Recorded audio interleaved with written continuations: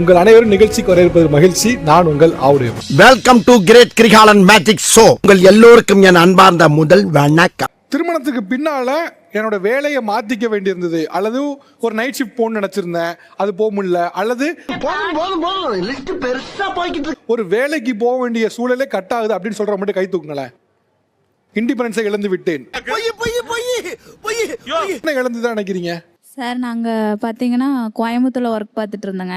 ஆனால் சொந்த ஊர் பார்த்தீங்கன்னா திருநெல்வேலி. திருநெல்வேலியில் வந்து கன்ஃபார்ம் ஆச்சுங்க கன்சீவாக இருக்கேன்னு. ஆனால் நான் கன்சீவாக இருந்தாலும் எனக்கு போகிறதுக்கு வந்து விருப்பங்க சார் வேலைக்கு. ஆனால் அந்த டைமில் இவர் என்னை அனுப்பவே இல்லை. இங்கே ஒத்தையிலைங்க சார். அவங்க எங்கள் மாமனார் மாமியார் கிட்ட விட்டுட்டு போயிட்டாருங்க சார் இவர் மட்டும் கிளம்பி.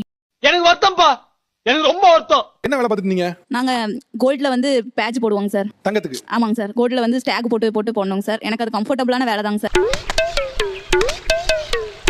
அதுக்கப்புறம் நீ வேலைக்கு போனீங்களா திருப்பி? அதுக்கப்புறம் எனக்கு வேலைக்கு போகிற சூழ்நிலை அமையலைங்க சார். குழந்தை இருக்கு, வேலைக்கே போக முடியலைங்க சார். குழந்தைய பார்த்துக்கிறதுக்கு ஆளும் இல்லைங்க சார்.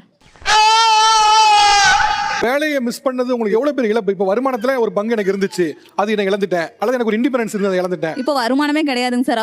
நான் எவ்வளவு பெரிய முட்டாளா இருந்தாரு இப்பதான் புரிஞ்சுது. வந்து ஒரு பேபி இருந்தாங்க. அந்த பேபி வந்து அபோஷன் ஆயிட்டு, அதனால மறுபடியும் அதை மேலே ஆயிடக்கூடாதுன்னு அவங்கள வந்து வேலைக்கு நான் போக விடல. என்ன பண்றதுன்னே தெரியல. ஆமா, பைக்கில் போய் கீழே விழுந்துட்டோம்.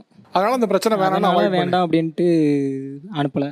நமக்கு இருக்கடா வம்பு, இருக்கடா தெரியாம இருண்டு போயிரும்டா. இப்போ வேலைக்கு போகிறதும் அவங்க தான் முடிவு பண்ணணும், வீட்டில் இருக்கிறதும் அவங்க தான் முடிவு பண்ணணும். வேலைக்கு போனால் பைசா கரெக்டாக அவங்க கையில் வந்து கொடுக்கணும். அடுத்து வீட்டில் எல்லா வேலையுமே நான் தான் பார்க்குறேன். எங்க அப்பா அப்பவே சொன்னா, மகனே உனக்கு ஆழமான எதிர்காலம் இருக்குடான்னு. ஆனா இப்படி ஆழமா இருக்கும்னு நான் எதிர்பார்க்கவே இல்லை. அவங்க எந்த வேலையுமே பார்க்க மாட்டாங்க, ரீல்ஸ் பார்த்துக்கிட்டே இருப்பாங்க, வேற எதுவுமே செய்ய மாட்டாங்க. வீட்டு வேலை எதுவுமே வீட்டு வேலை எதுவுமே பண்ண மாட்டாங்க. சிம்ரன்ஸ், என்னடா இது, என்னம்மா இது? பாப்பா அப்படி யூரின் போய்கிட்டே இருப்பாங்க, நான் பின்னாடி தொடச்சிக்கிட்டே போக வேண்டியதான். அவங்க எதுவுமே செய்ய மாட்டாங்க சார். துணி வந்து ஒரு வாரத்துக்கு மேலே அப்படி குமிச்சு போட்டுருவாங்க, மலை மயக்கில் இருக்கும். அவங்க வந்து ஒரு டைம் போட்ட ட்ரெஸ் அடுத்தாப்புல போட மாட்டாங்க. போட்ட ட்ரெஸ் 3 நாள் வரைக்கும் போட்டிருப்பேன். அவங்க 5 நிமிஷம் இப்போ போடுவாங்க, அந்த அன்னைக்கு வீடியோ நடிப்பாங்க, சட்டையை கழட்டி போட்டுவாங்க, அதை நான் போய் சோப் பண்ணணும்.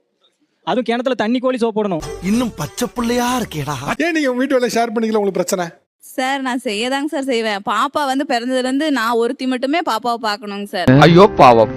அது கிணத்துக்கு போகணுங்க சார், 7 மைல் நடக்கணுங்க சார். அவங்க ஊர்ல வீட்டில் துவைக்கிற கல் கிடையாதுங்க சார், தண்ணி கிடையாதுங்க சார். போனா கிணத்துக்கு போகணும். அவன் போய் சொல்றான் ரெஃப்ரி, அவன் போய் சொல்றான்.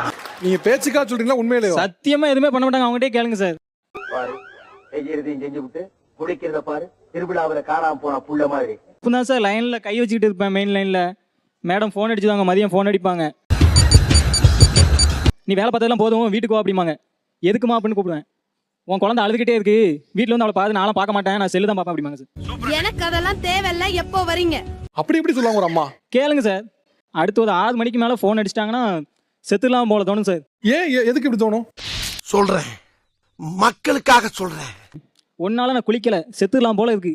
எப்பவும் வீட்டுக்கு வருவேன், உன் பிள்ளை நோய் நோயின்னு அழுதுகிட்டே இருக்கு, வந்து தூக்கிட்டு போவோம் பிள்ளை அப்படிம்பாங்க சார். எப்போ வரீங்க? வந்து பார்க்க சொல்ல பிள்ளைக்கெல்லாம் அங்கங்கே தடுப்பு தடுப்பாக இருக்கும் சார். பார்க்கவே மாட்டாங்க. நைட்டு நான் தான் சார் பால் கொடுக்கணும் குழந்தைக்கு, பால் டப்பால் அடைச்சி. அவங்க எப்படி வளர்ந்தாங்கன்னு எனக்கு தெரியாது. ஆனால் அவங்களுக்காண்டி நான் எல்லாமே மாற்றிக்கிட்டேன். அவங்க எனக்காண்டி கொஞ்சம் மாறி இருந்தால் கூட போதும் சார்.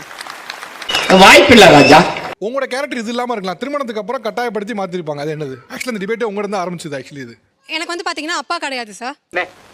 தைரியமா என்னைக்கு உன்னை சுத்தி நாங்க இருக்கோம். அவங்க அப்பாவை நான் அப்பான்னு தான் சொல்லி பேச ஆரம்பிச்சிருந்தேன். ஒரு 1 வீக் கூட இருக்காது மேரேஜ் ஆகி அவரோட ரியல் ஃபேஸ் வந்து தெரிய ஆரம்பிச்சிச்சு. அப்புறம் தான் எனக்கு தெரிஞ்சதுங்க, அவங்க என்ன ஏமாத்திருக்காங்கன்னு. 6 மணிக்கு மேலே சரக்கு பண்ணிட்டாங்கன்னா அவங்க வேர்ட்ஸ் எப்படி வரும்னே நம்மளால கெஸ் பண்ண முடியாது. இன்னைக்கு என்ன செய்ய காத்துக்கிட்டு இருக்கான்னு தெரியலையே.